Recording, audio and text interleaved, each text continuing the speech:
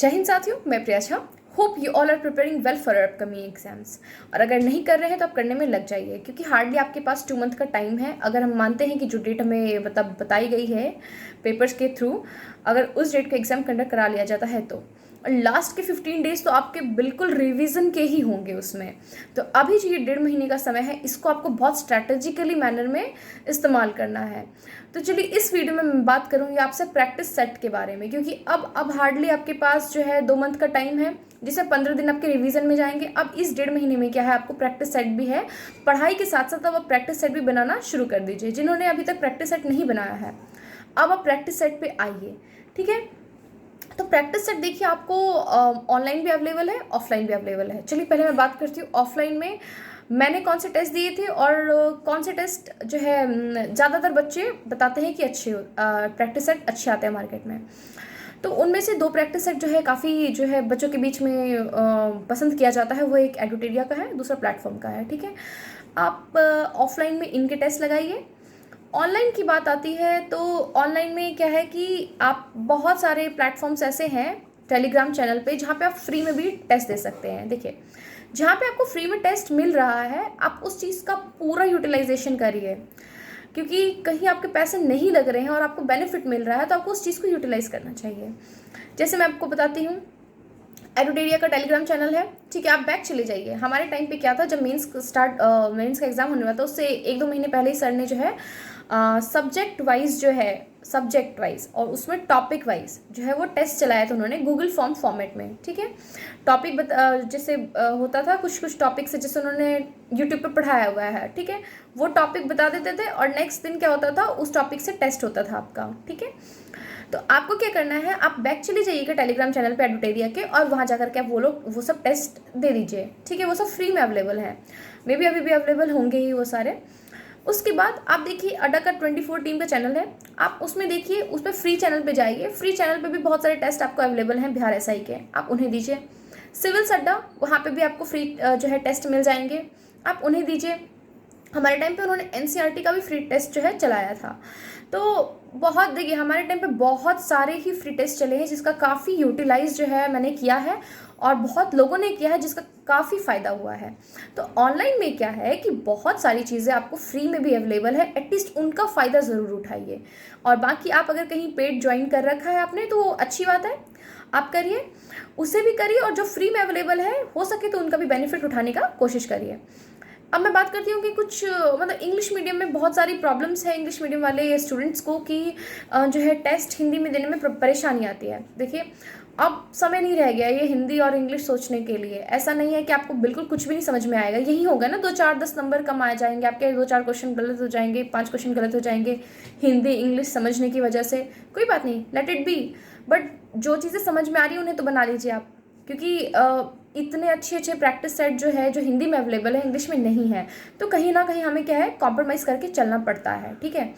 तो मैंने भी अपने टाइम पे हिंदी में टेस्ट दिए हैं। मानती हूँ कि साइंस में बहुत दिक्कत आती थी, पर आप गूगल सर्च कर लीजिए वर्ड को, कितना सेकंड लगता है, कुछ सेकंड ही तो लगता है गूगल सर्च करने में।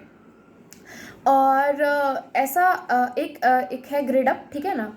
ग्रेडअप पे आप लोग पता करके देख लीजिए कि अगर इंग्लिश सेट, मुझे लगता है कि वहाँ पे पक्का प्रोवाइड कराया जाता होगा इंग्लिश में, तो वहाँ देख लीजिए। टेस्ट बुक के बारे में बहुत बच्चे बोलते हैं, मैंने कभी वहाँ पे दिया नहीं है पर्सनली टेस्ट, लेकिन हाँ, ग्रेडअप पे मैंने दिया है टेस्ट। बहुत सारे टेस्ट मैंने वहाँ पे अटैम्प्ट किए हैं, टॉपिक वाइज भी टेस्ट मैंने दिए हैं। ग्रेडअप एप्लीकेशन है मेरे फ़ोन में, और मैंने वहाँ के कई शॉर्ट्स नोट्स भी इकोनॉमी के मैंने ग्रेडअप से ही पूरे के पूरे किए हैं। तो ग्रेडअप मैं अच्छा मानती हूँ, आप ग्रेडअप देखिए, इंग्लिश में हो सकता है वहाँ पे पक्का अवेलेबल होगा। एक टेक्स्ट बुक है, अब देखिए उसमें इंग्लिश में अवेलेबल है, तो वहाँ पे भी आप प्रैक्टिस कर सकते हैं, ठीक है।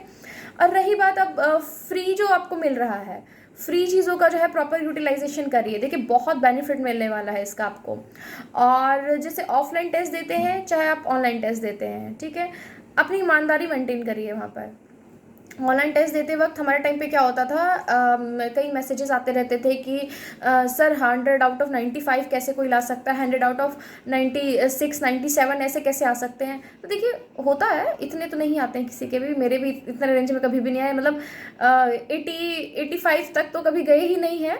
81 कभी आ गए हुए तो आ गए होंगे हार्डली। तो मेरा क्या था कि 75 से 80 के रेंज में, या 72 से 78 के रेंज में, इस टाइप के मेरे मार्क्स आते थे, ठीक है। ऐसा नहीं कि उतना पहुंच जाता था, उतना कभी नहीं आया मेरा। तो आप क्या करेंगे, ईमानदारी से टेस्ट दीजिए, ठीक है, क्योंकि आप अपने लिए कर रहे हैं ना, अपने से ही चोरी कर लीजिएगा तो कहाँ जाइएगा। इसीलिए अपने से भी चोरी करने की ज़रूरत नहीं है। आप ईमानदारी से टेस्ट दीजिए, तब ना आपको पता चलेगा कि आप कितने कैपेबल हैं इस एग्ज़ाम के लिए, कितने कैपेबल हैं आप प्रीलिम्स के लिए, कितना आप नंबर वहाँ पे स्कोर कर पाएंगे, आपको सच्चाई पता चलेगी ना। तो इसीलिए क्या कीजिए, ईमानदारी से टेस्ट दीजिए। तो ये बात हो गई प्रैक्टिस सेट की कि अब इस 1.5 महीने में आपको प्रैक्टिस सेट जो है चालू कर देना चाहिए, बिल्कुल चालू कर देना चाहिए। और हो सके तो वीक में 3 टेस्ट तो ज़रूर दीजिए, ठीक है। और संडे को आप लोग बिल्कुल रिवीजन डे को लेकर के चलिए, संडे बिल्कुल रिवीजन होना चाहिए, वरना बहुत दिक्कत आएगी। इतना सारा कुछ पढ़ना पड़ रहा है, अगर आप एक दिन रिवाइज नहीं करिएगा तो सारी चीज़ें स्किप होना शुरू हो जाएगा दिमाग से। और लास्ट 15 डेज इसीलिए रिवीजन के होने चाहिए क्योंकि आपने सालों भर कितनी भी मेहनत कर ली हो, अगर वो 15 दिन रिवीजन के नहीं गए ना, तो आप मान के चलिए कि आप 10 क्वेश्चंस में गड़बड़ा जाइएगा, कंफ्यूजन हो जाएंगे, 10-15 क्वेश्चन आपके चले जाएंगे कंफ्यूजन की वजह से। तो बाद में पछताने से अच्छा है आज मेहनत कर लीजिए, कल को ये नहीं एग्ज़ाम देने के बाद सोचना पड़े यार थोड़ी सी मेहनत और कर ली होती, थोड़ा सा इस तरीके से और तैयारी कर लिया होता। तो जो आपके सीनियर्स हैं उनसे सीखिए उन्होंने कहाँ गलती की है, और उस गलती को आप नहीं दोहराइए अपने लाइफ में, ठीक है। तो जैसे हमसे या किसी से कोई गलती हुई है, हम लोग आपसे शेयर करते हैं, इसे जानिए और आप ये गलती नहीं किया करिएगा, ठीक है। और ये 15 डेज़ लास्ट के बिल्कुल रिवीजन के देने हैं, क्योंकि मैं मानती हूँ कि मेरी तैयारी में अगर 15 दिन जो लास्ट के रिवीजन के हैं उसका बहुत जो है सिलेक्शन में बहुत बड़ा योगदान रहा है। वो 15 दिन पूरा रिवीजन करना है, पूरे स्ट्रैटेजिकली रिवीजन करना है। जो इंपॉर्टेंट टॉपिक्स है, मैंने आपको इंपॉर्टेंट टॉपिक्स जो है, कई लोगों ने पूछा था इंपॉर्टेंट टॉपिक्स कहाँ से है, कौन कौन से टॉपिक्स इंपॉर्टेंट है, तो मैंने आपको पिन कर दिया है, एडुटेरिया का पेज में पूरा लिखा हुआ है वो कौन कौन से इंपॉर्टेंट टॉपिक है। आप टेलीग्राम चैनल पर जाइए, लिंक आपको डिस्क्रिप्शन में मिल जाएगा टेलीग्राम चैनल का, वहाँ देख लीजिए।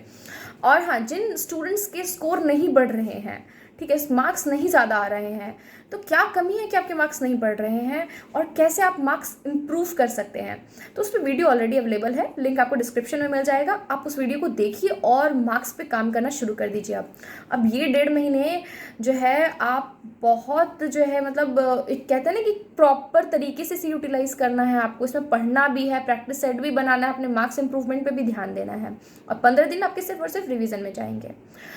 तो चलिए मिलते हैं नेक्स्ट वीडियो में।